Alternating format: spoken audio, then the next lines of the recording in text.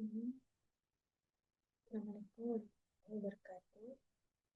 Ini saya akan menjelaskan cara penyusunan Key Performance Indicator atau KPI.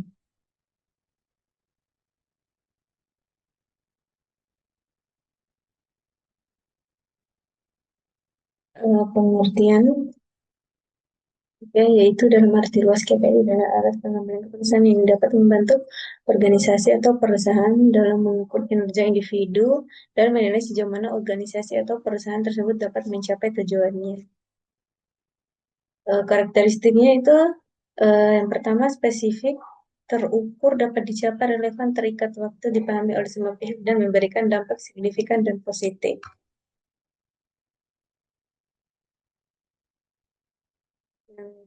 Selanjutnya itu tujuan KPI.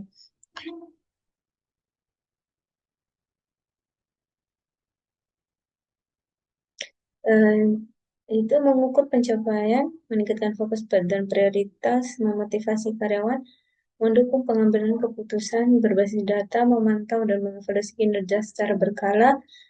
Yang keenam, meningkatkan transparansi dan akuntabilitas.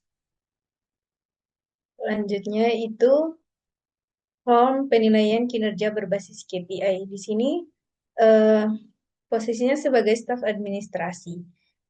Yang pertama kita menentukan area kinerja utama,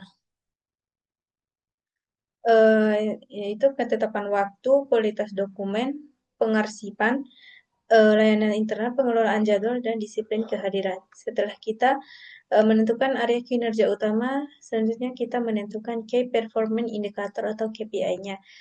Itu penyelesaian dokumen, presentase dokumen diselesaikan tepat waktu, penyusunan dokumen, jumlah kesalahan administrasi dalam laporan atau dokumen, waktu yang dibutuhkan untuk menemukan kembali dokumen diarsipkan, dan seterusnya. Setelah kita menentukan KPI-nya, sekarang kita menentukan bobot KPI-nya.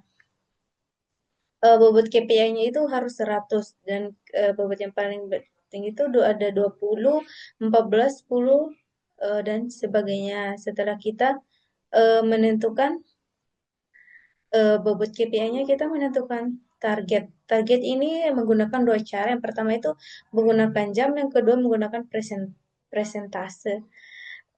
Di sini saya menggunakan presentasi. Di tab pertama ada 70%, di kedua 80%, dan seterusnya. Setelah kita menentukan target, kita merealisasikan dari bulan Januari sampai dengan bulan Juni. Di tabel pertama itu ada 80%, 83%, dan eh, 4 bulan ini 90%.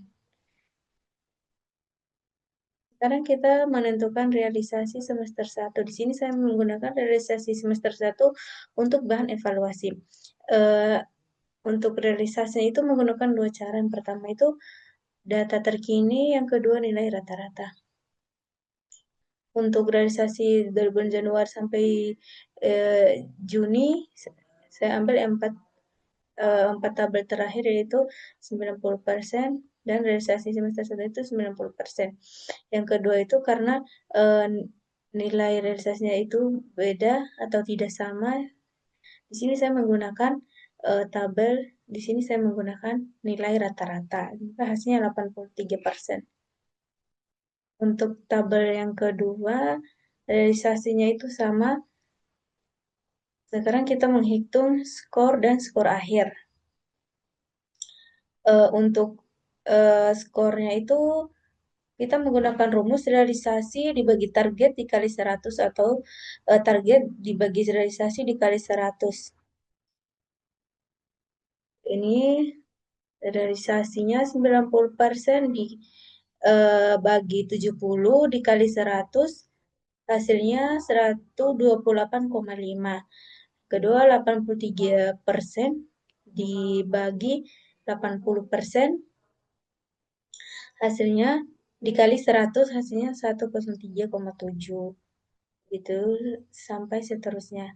Dan untuk menghitung skor akhirnya itu kita menggunakan rumus skor dikali bobot KPI dibagi 100. Nah, untuk ini skornya 128,5 di dikali dengan bobotnya 4 dibagi 100 sama dengan hasilnya 5,1.